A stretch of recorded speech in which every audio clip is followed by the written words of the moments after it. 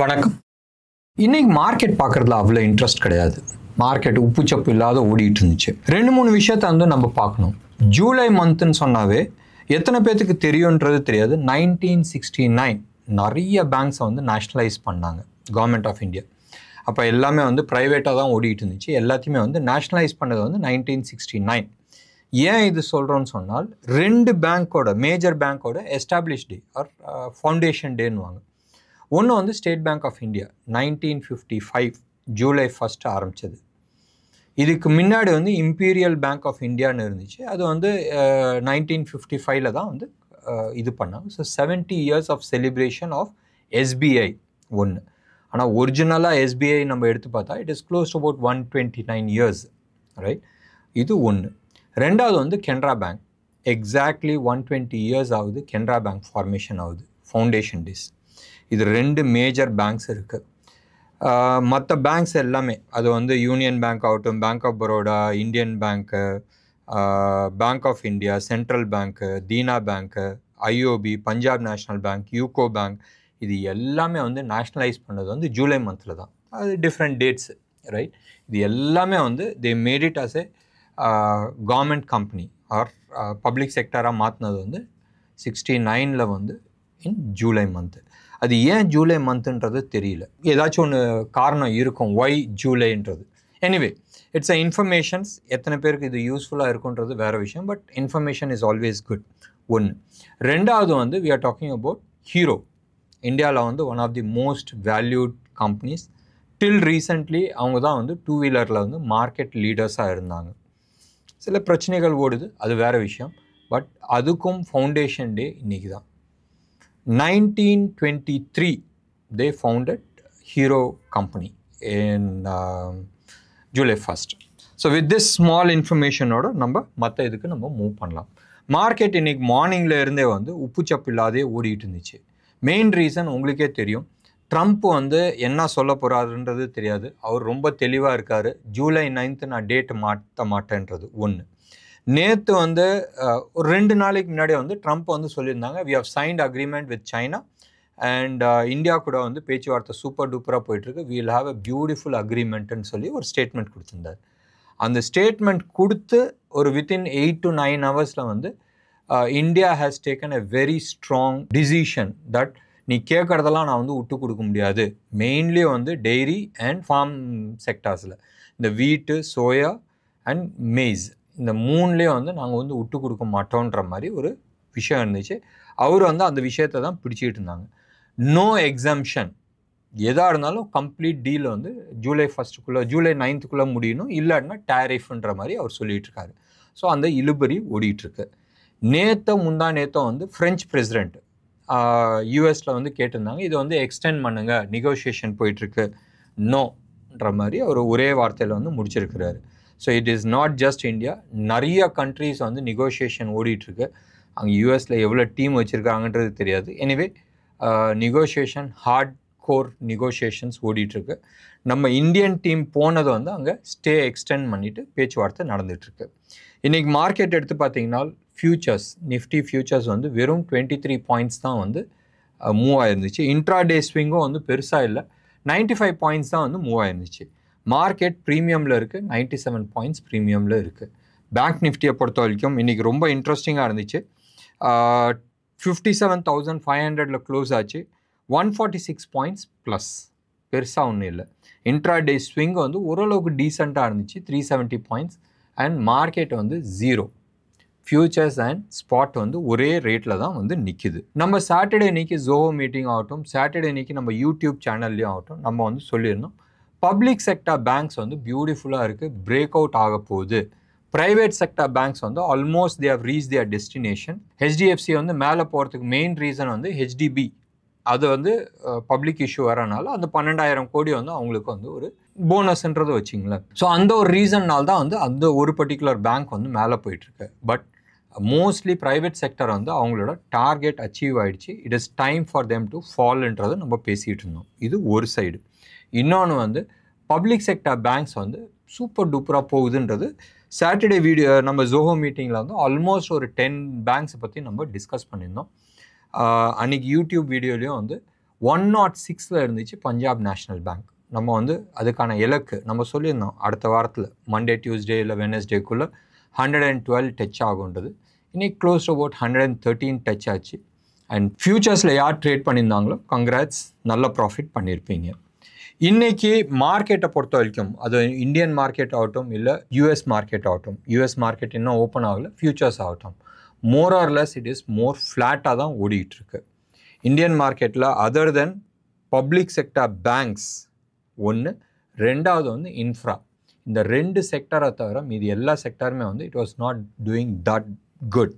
Textiles நேற்று super டூப்பராக இருந்துச்சு, இன்றைக்கி சூப்பர் டூப்பராக டவுன் சைடில் வந்து இருக்குது. க்ளோஸ் டு அபவுட் 1.5% வந்து அந்த செக்டார் மட்டுமே கீழே விழுந்திருக்கு. இன்றைக்கி ஒரு சர்ப்ரைஸ் எலிமெண்ட் நீங்கள் எடுத்துக்கிட்டிங்கன்னு சொன்னால் ஐடிஎஃப்சி ஃபர்ஸ்ட். ஐடிஎஃப்சி ஃபர்ஸ்ட் வந்து எப்போ அதை வந்து somewhere close to about 69 rupees மேலேருந்து கீழே வரும்போது அந்த 69 rupees பிரேக் ஆச்சோ, நான் 72 உடைக்காதுன்னு நினச்சிருந்தேன். வேர்ஸ் சினாரியோ 69 வச்சுருந்தோம். 69 உடைச்சப்போ இந்த long term down side corrections போயிட்டுருக்குன்றது நான் விட்டுட்டேன். அண்ட் அது it came somewhere close to about 52, 55 அந்த ஜோனில் வந்துட்டு அங்கேருந்து ரிவர்ஸ் ஆச்சு. நான் அது ட்ராக் பண்ணல, அது வெயிட் பண்ண 70 க்ராஸ் பண்ணிட்டோம், அதுக்கப்புறமா நம்ம பார்க்கலான்றது. நேற்று somewhere close to about 73, 74 level வரைக்கும் வந்துச்சு க்ளோசிங் பேசிஸில். இன்றைக்கி 77 rupees வந்து டச் ஆகிருக்கு. அண்ட் ஹியூஜ் வால்யூம், ரைட், ஒரு இம்பார்ட்டண்ட் மந்த்லி ட்ரெண்ட் லைனை உடைக்குது.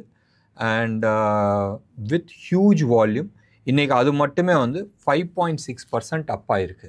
மேபி அடுத்த ஒரு 2-3 நாள் ஒரு புல் பேக் வந்துட்டு லாங் டேர்ம் யாராச்சும் இன்வெஸ்ட் பண்ணணுன்னு நினைக்கிறவங்க இதை யோசிக்கலாம். Probably we are looking at 80 to 100% move in next 1.5 years period. IDFC ஃபர்ஸ்ட்டை பொறுத்த வரைக்கும், பப்ளிக் செக்டாரை பொறுத்த வரைக்கும் நிறைய நம்ம வந்து டிஸ்கஸ் பண்ணியிருக்கிறோம். ஜோஹோ மீட்டிங் அட்டன் பண்ணாதவங்க probably think of coming this Saturday. இன்ட்ரெஸ்டிங்காக இருக்கும், நிறைய விஷயத்தை நம்ம அங்கே டிஸ்கஸ் பண்ணுறோம். ஸோ இந்தியன் மார்க்கெட் ஸ்பெசிஃபிக்காக நம்ம வந்து பேசுகிறதுல இன்றைக்கி எதுவுமே கிடையாது. இன்டர்நேஷ்னல் மார்க்கெட்டும் இதே நிலைமை தான். ட்ரம்ப்பு என்ன முடிவு எடுக்கிறாரோ அதுக்கப்புறமா தான் வந்து அடுத்த மூவ் வரலாம். அது வந்து நெகட்டிவாக இருந்துச்சுனாலும் பெருசாக கீழே வரலாம், பாசிட்டிவாக இருந்துச்சுன்னா சூப்பர் டூப்பராக மேலே போகிறதுக்கான சான்சஸ் இருக்குது. இப்போதைக்கு நிஃப்டியை பொறுத்த வரைக்கும் 25,200 அது வந்து மேஜர் ரெசிஸ்டன்ஸாக இருந்துச்சு, இப்போ சப்போர்ட்டாக மாறதுக்கு சான்சஸ் இருக்குது. ஸோ 25,200 வந்து நீங்கள் ஸ்டாப் லாஸாக வச்சுக்கிட்டு நீங்கள் ஹோல்ட் பண்ணணும்னு நினச்சால் ஹோல்ட் பண்ணலாம். இன்டர்நேஷ்னல் மார்க்கெட்டை பொறுத்த வரைக்கும் மேஜர் ஃபேக்டர் இன்றைக்கி வந்து டாலர் இண்டெக்ஸ். டாலர் இண்டெக்ஸ் நேற்று தான் நம்ம வந்து பேசிகிட்டு இருந்தோம், 97 உடைச்சிட்டான்றது இப்போ 96 உடைக்கிறதுக்கு ரெடி ஆகிட்டு இருக்கு. உங்களுக்கு ஞாபகம் இருக்கான்றது தெரியாது, இட் கேம் அவுட், அதாவது மேலேருந்து கீழே வந்து ரிவர்ஸ் ஆனது வந்து 2022 வந்து வந்துச்சு. கொரோனா பீரியடில் வந்து 2020 வந்து இட் கேம் பிலோ 96, மறுபடி 2022 மறுபடியும் மேலே வந்துச்சு அபோவ் 96. மறுபடியும் அது கீழே போகுதுன்னு சொன்னால் டெக்னிக்கலி ஸ்பீக்கிங், மறுபடியும் யூஸ் பண்ணுற வேர்ட் ஞாபகம் வச்சுங்க, டெக்னிக்கலி ஸ்பீக்கிங் எல்லா commodity prices in particular metals மேலே பிச்சுக்கிட்டு போகணும். பட் இந்த தடவை போகுமான்றது ஒரு கேள்விக்குறியாகவே இருக்குது. கோல்டு வந்து நார்மலி இது மாதிரி டாலர் இண்டெக்ஸ் வந்து வீக் ஆச்சுன்னு சொன்னால் கோல்டு வந்து மேலே போகுமான்றது நிறைய கேள்வி இருக்குது. ஏன்னு சொன்னால் எத்தனை பேர் வந்து இந்த நியூஸை ஃபாலோ பண்ணுறீங்கன்றது தெரியாது. ஏஷியன் சைடு எஸ்பெஷலி வந்து இந்தியா ஆகட்டும், இந்தோனேஷியா ஆகட்டும், சைனீஸ் ஆகட்டும், நம்ம பப்ளிக்கு in particular we are buying heavily gold. And central பேங்க்கும் வந்து நிறைய கோல்டு வாங்கிட்டுருக்காங்க. பட் யூஎஸ் சைட்லேயும் யூரோப்லேயும் இருக்கிற சென்ட்ரல் பேங்க் வந்து ஹெவி செல்லிங் பண்ணிகிட்ருக்காங்க. ஸோ இது வந்து we are not able to gauge. மோஸ்ட்டாக வந்து ஃபைனான்ஷியல் செக்டாரில் வந்து ஸ்மார்ட் மணின்னு சொன்னால் வெஸ்டர்ன் வேர்ல்டு தான். வெஸ்டர்ன் வேர்ல்டு வந்து ஹெவியாக கோல்டை வந்து விற்கிறாங்க, இந்த ப்ரைஸுக்கு மேலே போகாது ஆர் சம்வேர் நியர் தி டாப்பில் இருக்கோமோன்றது அவங்களோட ஃபீலாக இருக்கலாம். இன்ஸ்டன்ட் வேர்ல்டு ஜென்ரல் பப்ளிக்கும் ஆகட்டும், சென்ட்ரல் பேங்க்கும் ஆகட்டும், ஹியூஜ் கோல்டு அண்ட் சில்வர் வந்து வாங்கிட்டுருக்காங்க. கோல்டு வந்து எவ்வளோ தூரம் மேலே போகுன்றது தெரியாது, ப்ராபப்ளி ஒரு 7 to 8% இமீடியட் கண்ணுக்கு தெரியுது. பட் சில்வரை பொறுத்த வரைக்கும் மறுபடியும் ஞாபகம் வச்சுங்க, சில்வரை பொறுத்த வரைக்கும் கரண்ட்லி சம்வேர் அரௌண்ட் $36 பக்கமாக ட்ரேட் ஆகிட்டுருக்கு per ounce. It can go right up to 64 வரைக்கும் போகுன்றது நெக்ஸ்ட் 2 இயர்ஸ் பீரியடில் போகுன்றது நம்ம ஏற்கனவே பேசியிருக்கிறோம். Silver not only it's a precious metal, இன்னைக்கு வந்து அது இண்டஸ்ட்ரியல் மெட்டலாக மாறி இருக்குன்றதை நான் சொன்னேன். அண்ட் இதே மாதிரி தான் காப்பரும் வந்து அடுத்த ஒரு 1.5-2 இயர்ஸில் வந்து டபுள் ஆகிறதுக்கான நிறைய பாசிபிலிட்டிஸ் இருக்குது. ஸோ நீங்கள் வந்து சில்வர் வாங்கி வச்சாலும் சரி, இல்லை சில்வர் டீல் பண்ணுற கம்பெனிஸ் அதை வாங்கி வச்சாலும் சரி, இல்லை காப்பர் டீல் பண்ணுற கம்பெனிஸ் அது வாங்கி வச்சாலும் சரி, definitely you will see good returns. இது வந்து டெக்னிக்கல் அட்வைஸாக எடுத்துங்க. It is not a by sell recommendations. International மார்க்கெட்டில் கோல்டு க்ளோஸ் அபவுட் 1.5% மேலே ஏறி இருக்கு, $51 ஏறி இருக்கு. சில்வரை பொறுத்த வரைக்கும் க்ளோஸ் அபவுட் 1.8% ஏறி இருக்கு. காப்பரை பொறுத்த வரைக்கும் 1% ஏறி இருக்கு. க்ரூட் எல்லாமே வந்து க்ளோஸ் அபவுட் 99.99 1% நம்ம எடுத்துக்கலாமே, அந்த லெவலில் ஏறி இருக்கு. ருபி டேர்ம்ஸில் நம்ம எடுத்துக்கிட்டோம்னு சொன்னால் 85.45 நேற்று வந்து 75ல் இருந்துச்சு, இப்போ 45 பைசாவுக்கு வந்திருக்கு. க்ளோஸ் அபவுட் 30 பைசா வந்து ருபி வந்து ஸ்ட்ராங்காக இருக்குது. கோல்டு அண்ட் சில்வர் நீங்கள் எடுத்துக்கிட்டிங்கன்னா நேற்று வந்து 9,900ல் இருந்துச்சு, இன்றைக்கி 10,050 பர் கிராம் ஆஃப் 24 கேரட் ஜிஎஸ்டியோட சென்னையில் விற்கிற ஹோல்சேல் ரேட் கோல்டு. சில்வரை பொறுத்த வரைக்கும் 1,10,000 rupees பர் கேஜி 999 குவாலிட்டி, இதுவும் ஹோல்சேல் ரேட்டு, சென்னையில் விற்கிற ரேட்டு. இந்தியா விக்ஸ் வந்து இன்றைக்கி க்ளோஸ் அபவுட் 2% கீழே வந்திருக்கு. நேற்று வந்து 3.5% மேலே போச்சு, இன்றைக்கி 2% கீழே வந்திருக்கு. ஸோ மார்க்கெட்டில் ட்ரம்ப் வந்து என்ன பண்ணுவாங்கன்றது தெரியாதனால நேற்று வந்து ஒரு ஃபாலில் 3.5% மேலே ஏறிச்சு. அது நடக்கும்போது பார்த்துக்கலான்ற லெவலில் மார்க்கெட் வந்திருக்கு. ஆர்பிஐ கவர்னர் நேற்று வந்து ஒரு சில ஸ்டேட்மெண்ட்ஸ் கொடுத்துருந்தாரு. இந்தியாவோட மேக்ரோ எக்கானமி, அது வந்து ஜிஎஸ்டி கலெக்ஷன் ஆகட்டும், இல்லை இன்ஃப்ளேஷன் ஆகட்டும், கரண்ட் அக்கௌண்ட் இதாகட்டும், இல்லை ட்ரேட் விஷயமாகட்டும், வி ஆர் ஆல் ஸ்ட்ராங், ரொம்ப நல்லா இருக்குது. அண்ட் நிறைய பணம் இந்தியாவுக்குள்ளே வந்துகிட்டு இருக்கு. பட் எக்ஸ்டர்னல் ஃபேக்டர் வந்து நிறைய வந்து மாறுறதுக்கான சான்சஸ் இருக்குது.